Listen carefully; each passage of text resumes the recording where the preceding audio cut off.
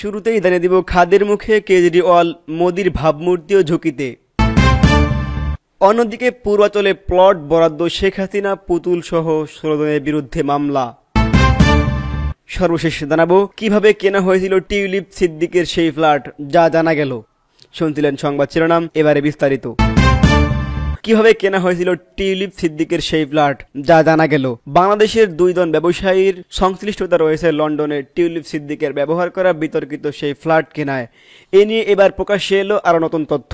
London শহরে হ্যাম্প street এলাকার ওই ফ্ল্যাটটি কেনা হয়েছিল পেডরক ভেঞ্চারস নামে একটি কোম্পানির মাধ্যমে। এরপর কোম্পানিটি বন্ধ হয়ে যায়। কোম্পানিটি ব্রিটিশ ভার্জিন আইল্যান্ডসে নিবন্ধিত ছিল। জানা গেছে 2000 সালে 2,43,000 পাউন্ড দিয়ে পেডরক ভেঞ্চারস ফ্ল্যাটটি কেনেন।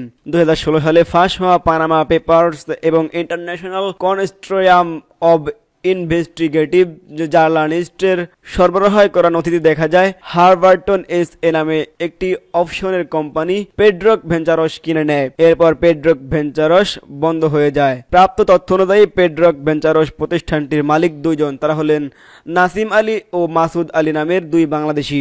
1983 সালে ঢাকায় নিবন্ধিত শ্যামলিমা লিমিটেড নামের একটি কোম্পানির যৌথ মালিকানা তারা। বাংলাদেশ ব্যবসায়িক কার্যক্রম পরিচালনা করে এমন বিদেশি জ্বালানি তেল কোম্পানিগুলোকে লোকবল সরবরাহ ছাড়া আরো বেশি কিছু সেবা দিয়ে থাকে এই প্রতিষ্ঠান। সূত্র জানিয়েছেন মঈন গনির বাবা মায়ের সঙ্গে টিউলিপ সিদ্দিকের মা শেখ রেহেনার ঘনিষ্ঠ সম্পর্ক ছিল। তারা একবার একটা রেস্তোরাঁয় দিয়েছিলেন, সেখানে আওয়ামী লীগের নেতাকর্মীরা প্রায় যেতেন। এইসব নিয়ে বক্তব্যের জন্য নাসিম আলী ও মাসুদ আলী এবং মঈন গনির সঙ্গে যোগাযোগ করা হলেও তারা সাড়া দেননি। 2009 সালের মার্চে সেই ফ্ল্যাট টিউলিপের বোন আজমিনাকে উপহার দেন মঈন গনি। আজমিনার বয়স তখন 18 বছর। সে সময় তার কোনো আয় রোজগার ছিল না। অনেক বছর এই ফ্ল্যাটের সঙ্গে নাসিম আলীর কোনো সংশ্লিষ্টতা ছিল না। তবে আজমিনা সিদ্দিককে ফ্ল্যাটটি হস্তান্তরের সময় ভূমি নিবন্ধন সংক্রান্ত নথিতে নাসিম আলীদের স্বাক্ষর করেছিলেন। তার সঙ্গে পানামা পেপারস থাকা স্বাক্ষরে মিল রয়েছে। টিউলিপ সিদ্দিক বেশ কয়েক বছর ধরে ওই ফ্ল্যাটে ছিলেন। 2012 ও 14 সালের নিজেদের ঠিকানা হিসেবে তিনি ওই ফ্ল্যাটের উল্লেখ করেছিলেন। টিউলিপের স্বামী ক্রিশ্চিয়ান প্যারশিও 2016 সালে তার ঠিকানা হিসেবে ওই ফ্ল্যাটের উল্লেখ করেন। এর 1 বছর পর যুক্তরাজ্যের এমপি নির্বাচিত হন টিউলিপ। পরে এই ফ্ল্যাট 6,50,000 পাউন্ডে বিক্রি করে তার বোন আজমিনা সিদ্দিকী। অন্যদিকে পূর্বাচলে প্লট বরাদ্দ, শেখ হাসিনা পুতুল সহ 16 জনের বিরুদ্ধে মামলা।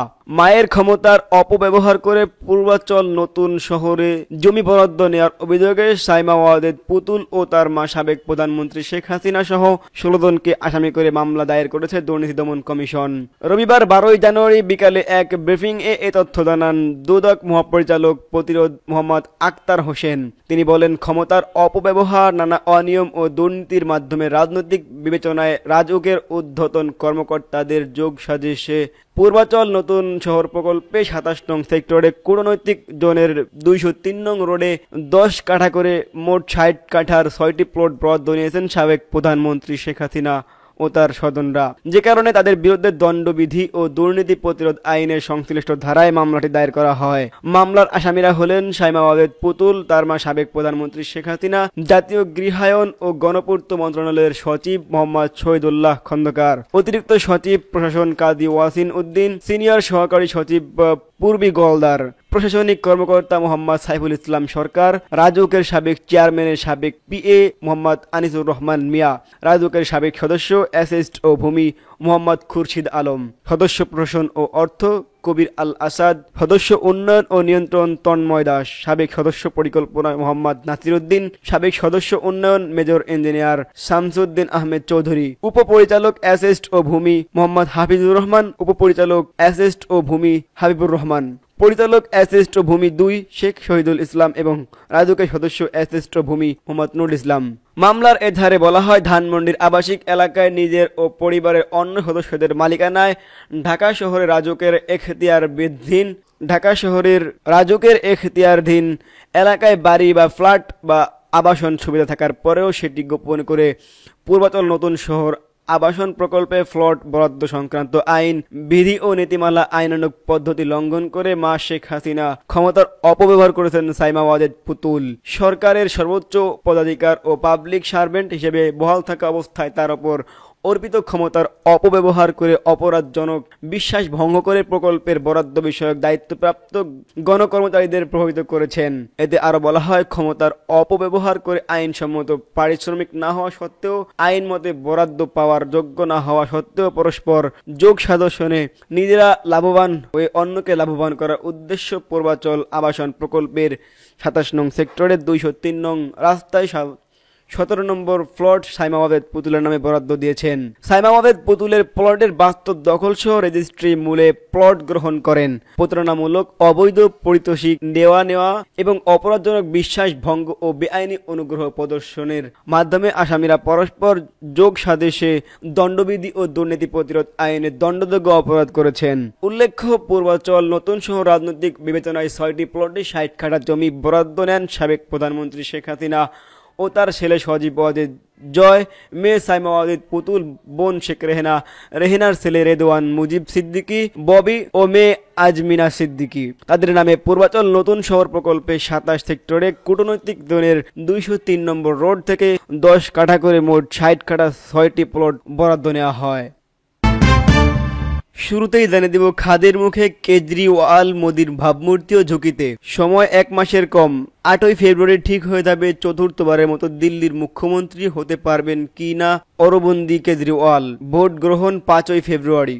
এমন নয় যে মুখ্যমন্ত্রী হওয়ার আম আদমি পার্টির প্রতিষ্ঠাতা ও সর্বসর্বার একমাত্র মোক্ষ, কিন্তু বৃহত্তর রাজনৈতিক মোক্ষ লাভের পথে এগোতে হলে দিল্লির মুখ্যমন্ত্রীর কুরসি যে কেজরিওয়ালের মাথের চোখ, সে নিয়ে সন্দেহ নেই। যেমন সন্দেহ নেই তার কাছে এইটাতেই কঠিনতম নির্বাচন। সহজভাবে বলা যায়, ৫ই ফেব্রুয়ারি দিল্লি বিধানসভার ভোটে সবচেয়ে বেশি ঝুঁকিতে আছেন কেজরিওয়াল ও তার আম আদমি পার্টি। চতুর্থবারের মতো মুখ্যমন্ত্রী হতে না পারলে কেজরিওয়ালের রাজনৈতিক লেখচিত্রের নিম্নগামিতা ঠেকানো যেমন কঠিন হবে, তেমনি কঠিন হবে দল আটুট রাখা। দিল্লি হারালে পাঞ্জাবও কি ধরে রাখা যাবে সন্দেহ প্রবল।